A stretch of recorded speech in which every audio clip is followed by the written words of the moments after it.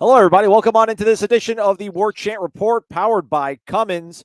Week 6 of the college football season, game number 5 for the Florida State Seminoles, the 5th-ranked Seminoles, taking on Virginia Tech Parents Weekend, 3:30 p.m. ABC, Doak Campbell Stadium. Come join us beforehand at Hotel Indigo for the pregame show. Tom, I should always have the details pulled up, but you know me, slacking sometimes. Give the folks details on how to come hang out with some of the staff over at warchant.com before the game. That's what I'm here for, man. 12:30. Doors open at noon. 12:30 starts the pregame show all the way till 2:30, and then you can just kind of mosey your way over to Doak Campbell. It'll be a good Saturday. Corey Clark, your son in high school. Soon you'll have a kid off to college. And I don't know, man, are you going to set to retire? Are you going to have like a Madden cruiser and just you and your new bride will just cruise from city to city when you attend games in your RV? And will it be powered by a Cummins generator? I guess, yeah. That is absolutely the plan. Stephanie wants to do that. She wants to live that life. It's not for college football. It's to go chase Dave Matthews around the country. But even still, I'm not going to allow that. We will go to college football games. And, yeah, I'm going to need a generator, right? Absolutely. Cummins.cummins.com. Use that promo code TAILGATE, TAILG, numeral 8. Save 10% off numerous models of power generators, power stations over at shop.cummins.com. All right, let's turn our attention to this football game. ACC home opener for Florida State. Both these teams tied atop the ACC. They're both undefeated. Virginia Tech coming off a win over Pitt in Lane Stadium last weekend. The emphasis at practice this week, Corey, whether it's been words or actions, has been playing faster, especially on offense. So let me ask you, how can this emphasis on playing fast, how can it result in a more efficient offense on Saturday for Florida State? Well, just more plays equals more chances to make plays. And when you're a very good offense, it just stands to reason the more you're out there, the more yards you're going to get, the more points you're going to score. And they're not going at breakneck speed. But it did seem like more of an emphasis on going quick, tempo, faster, a little bit faster. It's not like throw the ball, get tackled, snap it in 2 seconds, but a little bit quicker than what they had been doing. And the last 2 games were on the road. It can always be hard to run tempo on the road. I just foresee them being more efficient across the board, tempo or not tempo. I think the passing game's going to look better, more crisp, more efficient, and then they will finally, I believe, have a semblance of a running game.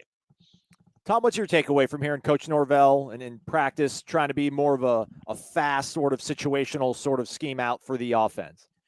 Yeah, I think it's predicated on planning for success on first down. They talked about, and Coach Norvell said on Wednesday that third down has been a big one for them, and they need to be a little bit better there. But it all starts in first down. And if you look at success rate for Florida State in the ground, in terms of how often they're breaking off 3 or more yards, they're one of the bottom teams in the country so far this year, which is unfathomable when you think about how good they have been running the football, even without good offensive lines. Mike Norvell and Alex Atkins have been very good at scheming up explosive plays on the ground, but you're also wanting more of the routine plays on first down. So you're not in 2nd and 8 and 3rd and 7. So I think if they have more success on first down, you will see by definition them play with more tempo, but you've got to be able to hit a play on a first down to get ahead of the chains in order for that tempo to take place. So in short, if you see Florida State playing faster on Saturday, it means that on first down, they're starting to win a little bit more often.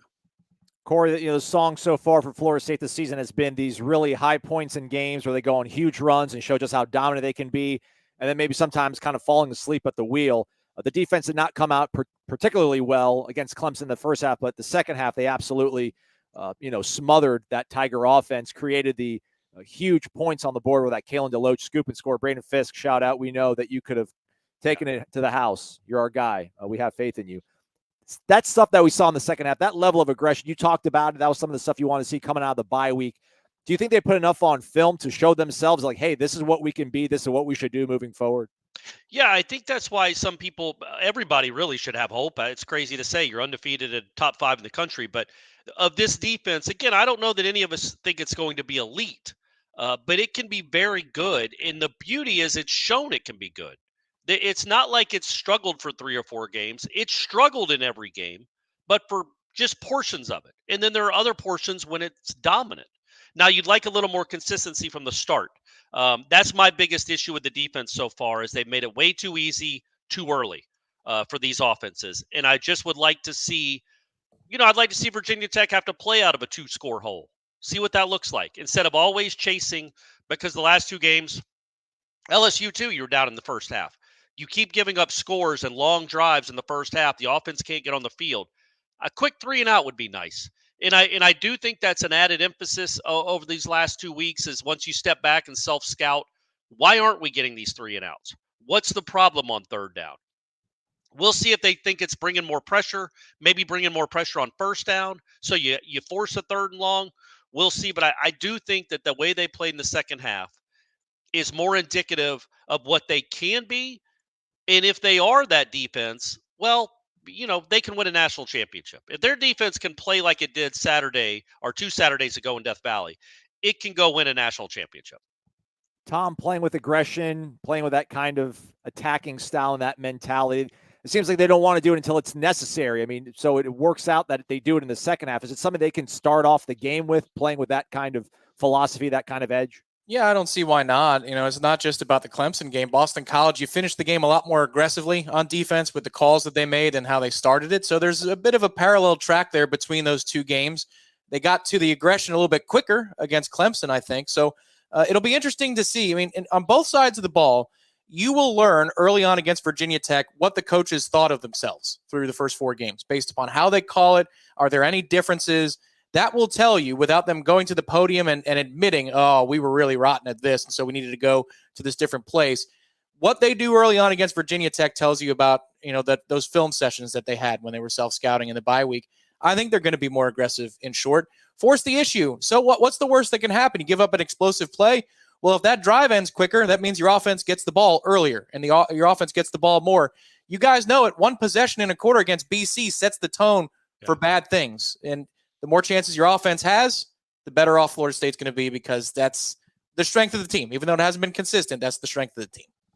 And coming off this bye, they obviously were able to rest, the entire team and get that additional sort of recharge to get ready for this part of the season here, Tom. And there's numerous guys that weren't available in previous games that have been practicing. We heard Coach Norvell talk about Kentron and Ja'Kai and Deuce and Akeem and Robert Scott, these sort of guys. If these guys can return, either starters, guys that have contributed, which one do you think could be the biggest difference maker or make the biggest contribution on Saturday for Florida State? They're both make huge differences if they're both on the field. But I'll go with Akeem Den, and I think this is a guy that can make a huge difference against this specific opponent because if you look at what Virginia Tech does offensively, they're very multiple.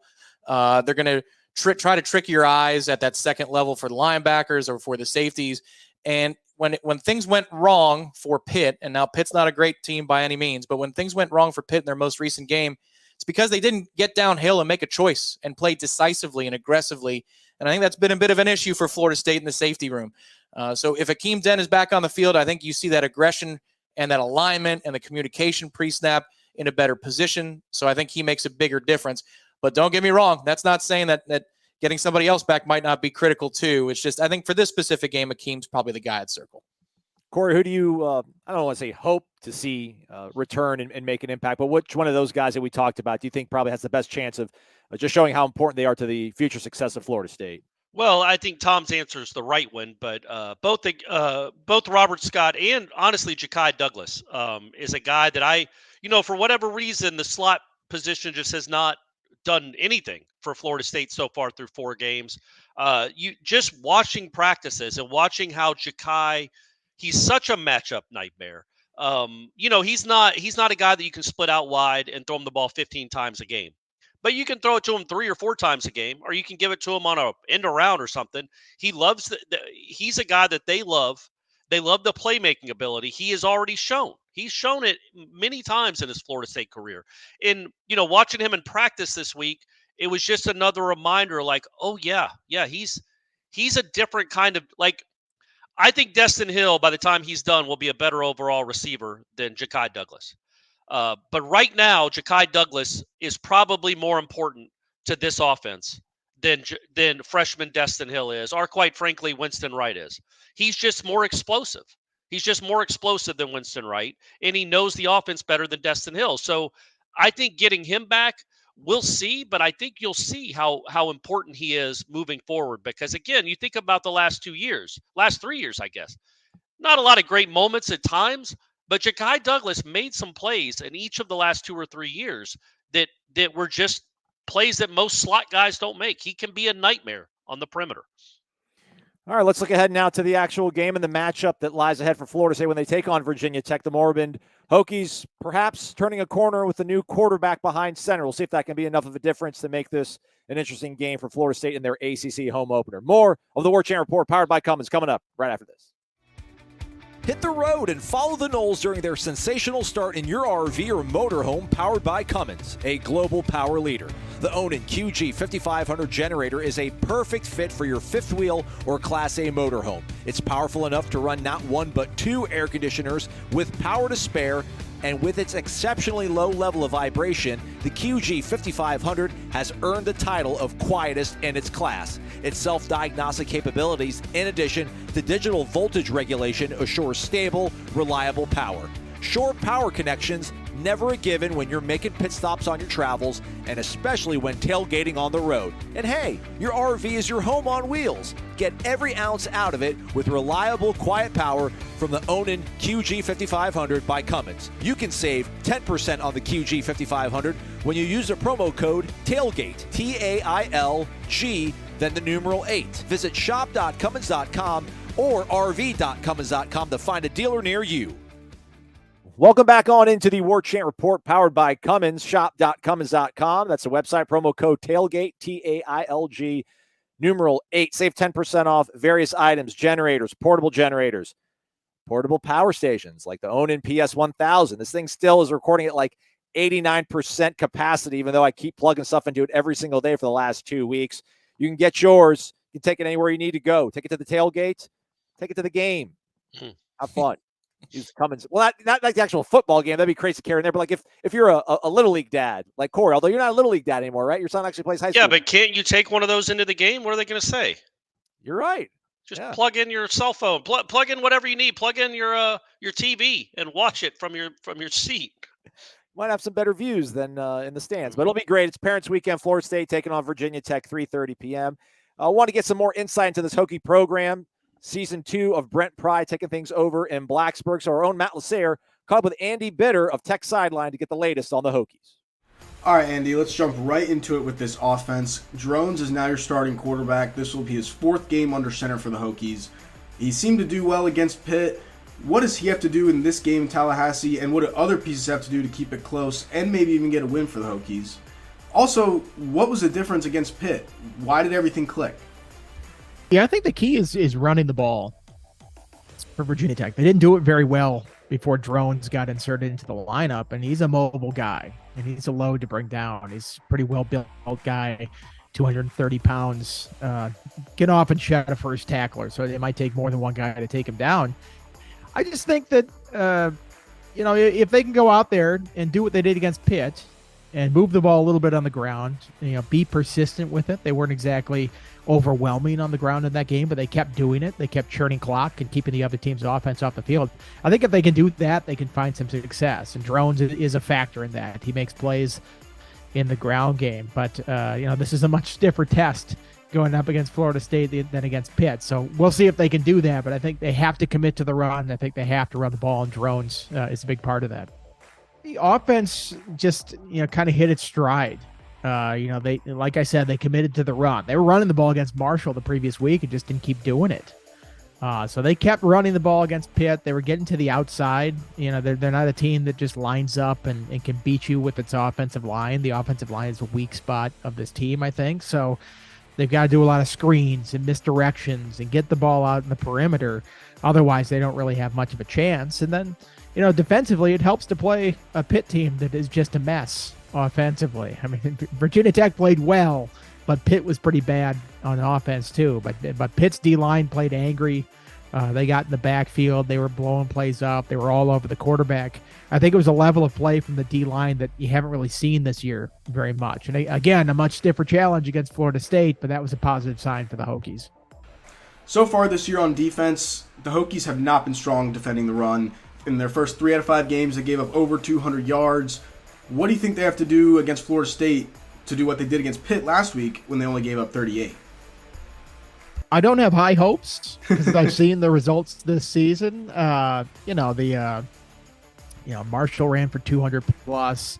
Rutgers ran for 200 plus. I mean, even ODU was moving the ball on the ground. Purdue ran it decently against the Hokies as well. They had just, run fits were off. Guys would be in the wrong spot, and then all of a sudden it's a big play running down the field. Against Marshall, I think it was 3 plays that counted for like 125 yards, something like that. Maybe even more than that if they're 200 plus. So, they were doing the right things on a little bit of those plays, but if you don't do the right thing bad enough on a couple of those plays, it leads to a huge day. So I think that's the scary part, because I know Florida State has explosive athletes on offense. You give them a little bit of a crease, they could be hitting their head on the goalpost in the end zone. So it's really limiting those big plays, trying to get them on the ground so that you're not getting beat by a 50, 60-yard play repeatedly. I think that would give them a chance. I don't give them a high hope for that, because I think just this offense is tough to stop. This secondary has probably been the brightest spot of this defense, but now they're going up against Keon Coleman and Johnny Wilson. How do you think they'll fare on Saturday? I think the stats are a little misleading with that. They're tops in the ACC in passing yards allowed, but that's mostly because nobody's had to pass on them. They've run the ball so far, and they played some pretty bad passing offenses. This is by far the stiffest test they'll play there. I still think that is the strength of this defense. They have cornerbacks Dorian Strong, Derek Canteen, and Mansour Delane. They've had some injuries at safety, so they haven't really had their lineup out there all season. Maybe better news with Nasir Peoples getting a little bit closer to playing this week, but they haven't really been challenged there. But I think the coverage is strong, and we'll see how they hold up. I would still bet on Florida State's receivers making plays, because they do in every single game and have. There's been a history of production there this season. But I think that's a spot where the Hokies can challenge them a little bit. I'm interested to see how this group holds up, because coming into the year, you would have said this is definitely the strength of this defense. Once again, that is Andy Bitter from Tech's Sideline. Thank you for coming on, man. Back to you, Aslan. Thanks to Matt. Thanks to Andy. All right, Corey, this Virginia Tech team could have maybe been 3-1, maybe even 4-0 with the schedule they had, but they sit here not looking the way they want to, and they did respond very well last weekend against Pitt. Their 4 previous games, they allowed 3 times. They allowed 200 rushing yards, but they really clamped down Pitt. We'll see if that's a one-game sort of anomaly. It feels like this is a really good opportunity for Florida State's rushing offense to get back on track. Will they get back on track? Can we even quantify what it means to get back on track for this rushing offense? Yeah, we can. Now, look, I treat the Clemson game, although 22 yards rushing is not ideal in any way, shape, or form, but I treat that as a one-off. I was not so much worried about the Clemson game, because without a healthy Jordan Travis, and I mean, like, he could play, but he wasn't a running threat like he was last year when they played Clemson. You remember the Florida State's first touchdown in that game against Clemson was him on like a 30-yard run where he just shook one of those great linebackers and essentially made him fall down. You didn't have that in Death Valley. And without that, it was going to be really hard to run against that front seven. That's a really good front. But I treat that as a one-off. I'm more concerned about what I saw against Boston College, frankly. And, that was 3 weeks ago now. And so I do think they're going to try to establish it. And if they can't, you're in the third quarter and you're averaging 3.5 yards per carry, that's a problem. But I do think I'm genuinely curious how Virginia Tech would defend Florida State, because what Clemson did was basically say, you're not running on us, and they dared you to throw it deep against their corners. And they lost, but it worked out well for a large portion of that game. I don't know that Virginia Tech's going to have that kind of confidence in their cornerbacks to cover number 4 and number 14 for Florida State with one guy. So with that said, if they give more safety help, if they back off, I think that's when you really want to see Florida State be able to exploit them with the running game. Because, man, the last 2 years, 21 and 22, the running game has produced huge plays. Not just 200-plus yards on 50 carries. No, they would get a 50-yarder here, a 70-yarder there, 2 30-yarders on one drive. You just haven't seen that strung together except for the Southern Miss game that, quite frankly, doesn't count. Tom, does it feel like a nice confluence? Virginia Tech, they're led up front by Feldarius Payne, but they're pretty undersized mostly on their front 4. They've allowed 200 or more rushing yards 3 times already on this young season. Is this the elixir for Florida State's running offense to find its stride? Let me steal something from Corey Clark. I'll say, good grief. I hope so. Because if you look at the per carry clips in some of these games, Marshall, nearly 5 yards per carry. Old Dominion, nearly 5 yards per carry. Rutgers, 7.5 yards per carry. good grief. If not now, when for Florida State? So I think there is a bit of a confluence, but Corey's correct to qualify it before we get into, prognostications. If Virginia Tech does for some reason say we're going to load the box and you're going to have to go win on the outside, Florida State will be able to do that, but then we won't be able to answer the question about the running game as if they played it straight up. So I agree. I think they're going to give more support to their corners. They're going to keep everything in front of them to try and shorten the game, fewer possessions. I think that's the path to beating Florida State, is keep the offense on the field for as long as you possibly can in one possession. And then when your offense has the ball, take as long as you possibly can before your possession ends, so it shrinks the game. But if that is the situation and Virginia Tech plays it balanced, then Florida State better rack up some yards in this game. I mean, we'll see, but they better do so. Tom, I guess the good news for everybody watching this that's a Florida State fan is that, I guess Riley Leonard, will see if he'll be ready to go against Florida State, but this probably will be the last true dual threat, dangerous quarterback they face with the run attack that they can pose. So is this, and Kyron Drones of Virginia Tech, is this a referendum on Florida State's defense to finally show, I don't want to get dramatic and say once and for all, but that they can contain a quarterback that possesses the ability to break away, whether it's designed runs or when things break down, and get huge chunks for the opposition? Yeah, kind of like how Corey said the Clemson game was a one-off in how Florida State's offense attacks the defense. I think that the Clemson game for Adam Fuller and the defense was a bit of a one-off. You can't answer the issues from Boston College against Clemson. It's a different animal. It's a different beast. It's much more talented across the board. But what Virginia Tech does, not just with Drones and his ability to run, but how multiple they are, the motions they have, the different formations, the conflict they put you in if you're a linebacker or a safety. If your eyes aren't where they're supposed to be, you're going to be made to look foolish. I go back to a couple of plays against Boston College in which Florida State linebackers seem to be in the right spot to stop Castellanos and his run, but then they leave to double cover a receiver for whatever reason you don't know, or they guess and they go into the wrong gap, try to do somebody else's job instead of their own. This offense for Virginia Tech provides you a nice test, a follow-up test, maybe a retake of a test from the Boston College game, in which if you stay at home and you do your job, Florida State should be able to get off the field with consistency. But if you have some of those discipline issues like you did against BC, then Virginia Tech's going to have some explosive plays and people are going to be chucking their hats in the stands. Especially early, right, Tom? Like, you just don't let this kid who's making what is he making, Aslan, his fourth start of his career? Yeah. Just like, Klubnik was making his fifth start. Castellanos was making his second start. Don't let these guys that don't have a lot of history of success feel good about themselves early. Yeah. I don't know what his mindset is coming into this game, but I have to imagine he knows they're a decided underdog. And if it starts going poorly right away, it's, here we go again. We might be blown off the field. But if you allow him 3 easy completions that get him 55 yards, and then you leave, like Tom was saying, a running lane for him to go get 25 yards on a run where nobody's in the picture, all of a sudden he's got some juice and some life, and they start to believe. And that's what I want to see. He's going to make some plays, man. A running quarterback can be impossible to defend at times. He'll make some plays, but I want to see it early. I want to see him confused and rattled and at least having to make sensational plays to move the ball, not just ABC 1, 2, 3 read plays where it's really simple. Make him earn the yards downfield. 2 or 3 weeks ago, we probably thought this game was going to be an easy walk in the park. We'll see just how close we think it's going to be when we make our predictions, us here on the panel and the rest of the Warchant staff, right after this on the Warchant Report, powered by Cummins. Check out the mobile power solutions from Cummins, a global power technology leader. Own-in portable generators are versatile portable generators for your everyday or on-the-go power requirements.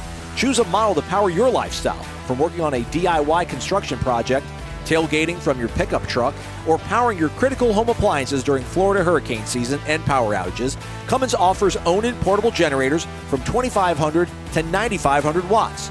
Use promo code TAILGATE, that's TAILG, numeral 8, for a 10% discount on a P2500i at shop.cummins.com. The P2500i can power you for 10 hours on only 1 gallon of fuel, and its double insulated housing keeps you humming at a peaceful 52 decibels.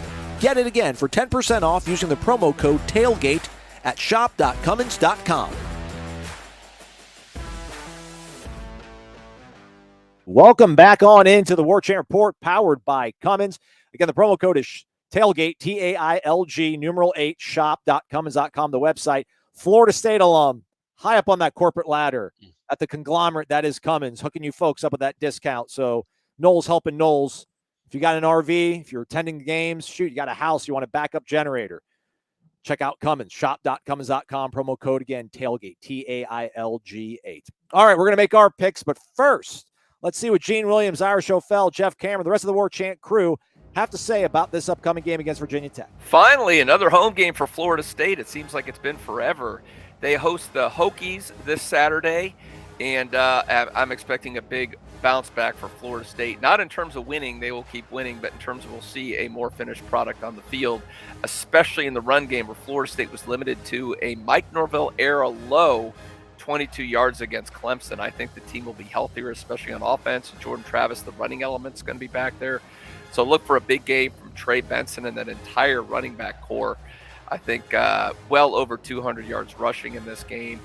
And they're going to be clicking. I think you'll see a better performance by the defense, which has had its struggles here and there, getting off the field a little quicker. So expect the Noles in a big one here, 58-17, moving to 5-0 on the season. What's up, gang? Prediction time for Florida State, Virginia Tech, if I can speak. And I always make these pretty succinct. Been thinking about it, wrestling back and forth with it. Let's go with the cover. Let's go with Florida State 45, Virginia Tech 20. 45-20, Florida State over Virginia Tech. I really think the bye week came at a perfect time for Florida State, and I think they used it well. I think, now you're going to get guys like Robert Scott potentially back at left tackle. You might have Kentron Portier and Ja'Kai Douglas back at receiver. I think Jordan Travis is another couple weeks healthier from the shoulder injury he sustained a few weeks ago, about a month ago at this point. So I think you're going to see this Florida State offense that we've expected, we've wanted to see. I think the running game, they've spent a lot of time these last 2 weeks on the running game. I think we're going to see that come around. And this is not a very good Virginia Tech defense at all. So I think Florida State's going to roll. I think they're going to put up a lot of points, a lot of yards. I'm going to say Florida State's going to win this game 56-13. Virginia Tech might get a couple plays here or there, but I think Florida State's going to put together probably their most dominant performance against the Power 5 opponent this Saturday at Doak Campbell Stadium. I think this game is going to be a pretty high-scoring game. I don't think Virginia Tech will be able to establish the traditional run, but I think drones is going to be a huge problem for Florida State this week. I give it 42 Florida State. I'll go 28 Virginia Tech. I do think drones is going to, again, be a problem, and he's going to be the reason why they score 28 points. Teams have been able to move the ball a little bit on the Seminoles, but I just don't really see how Virginia Tech slows down this FSU offense too much. I think I picked Florida State 36-20. All right, you heard from everybody on our staff. Now it's our turn here on the panel to make our predictions. Tom Lang, it's the ACC home opener for Florida State, 3:30, nationally televised, ABC, 24-point favorite last time I saw it as we record this. Not going to make you say against the spread unless you want to do that sort of thing, by all means, Tom. But how do you see this game shaking out for Florida State? Number 5 in the country. All eyes will be on Texas in that noon window. But then 3:30, Florida State gets their chance to step up and show what they're all about. Home sweet home. It's nice to be back at Doak. Only one game so far this season, ACC home opener in the first weekend of October. It seems kind of strange, but I think the offense will be able to roll. There might not be as many possessions as you would want, but they're going to be pretty efficient in this game. I think Florida State does cover. I'll address it. I think Florida State does cover. I'm going to go Florida State 48, Virginia Tech 21. Oh, all right. Corey, what do you think about this matchup for Florida State? You don't have to say necessarily against the odds makers, but how do you see the game shaking out on Saturday? Yeah, but once I give my score prediction, can't people do the math in their heads and just throwing the right, Tom? Right? I think it's going to be around 41-20. I think, as Tom said, the possessions will probably be down a little bit, but I just expect, especially from what I saw in practice this past week, I think the offense will play very well. Again, we need to understand that nobody has receivers like this. Maybe out in the West Coast, in Seattle. But other than that, nobody has a pair like this. And while they hopefully will get other people involved, Destin Hill, I'm looking at you, buddy. Even if they don't, Johnny Wilson and Keon Coleman versus a normal secondary is bad news for that secondary. And so I just think that the quarterback for them, Drones, will make some plays because I think he's a pretty talented kid. I think he's also going to make us a mistake. I'd like to see this team force a mistake. And I just think I just hope they get off to a good start. But even if they don't, I think the final's somewhere around the 21-point range. Okay, right. could be 24 though, Aslan. I don't know. Could be. I'm not sure. Yeah, I was trying to feel it out and watch the game last week that Virginia Tech had, and man, they looked really good. I mean, they looked noticeably, exceptionally better than I anticipated they would. This quarterback is a threat. Bayshall Tuttle, their running back, is also a legitimate back they have. But then the more I thought about it, I'm like, it really was like the energy of Lane Stadium, which is crazy, guys. I don't know if just go watch the replay for a minute and a half or so. Why are they so fired up about that team? But God love them. That fan base is great. Absolutely. I mean, it is crazy there, but they're not going to have that behind them on Saturday. They're going to be playing Parents Weekend, Florida State. Everybody will be in their seats for the most of this game. So I think the passing game will find its way. I don't know if the running game's ever going to really end up being what we anticipated it was, but that's fine because this passing game is so dynamic. I'm going to go with 42-17. So that's my final score. That's my prediction on this one. We will see how the game does shake out. Obviously 3:30, and then afterwards, 10 to 15 minutes following it, you can hang out with Tom Lang and Gene Williams on the post-game show presented by DeLuna Coffee. But before that, Friday, come hang out at Corner Pocket Bar and Grill. What time, Corey? 5 to 6, right, Tom? That's right. 5 to 6 at Corner Pocket. Little happy hour, meet greet, Parents Weekend. Come by and say hello. First Guinness on Corey for everybody who shows up. That's not true at all, but I want y'all to show up. I do want you to show up, but I'm not going to buy you a beer. Saturday pregame show over at Hotel Indigo as well. And then, as we said, Saturday postgame show with Gene and Tom. Vitamin Energy Warchant wrap with Corey and Ira to follow as well. Thanks so much for watching this, everybody. Lots of content over on warchant.com as well as Warchant TV, where you can see the Jeff Cameron Show 1 to 3 o'clock live throughout the week. For Corey and Tom, I'm Aslan. Thanks so much for watching this edition of the Warchant Report, powered by Cummins.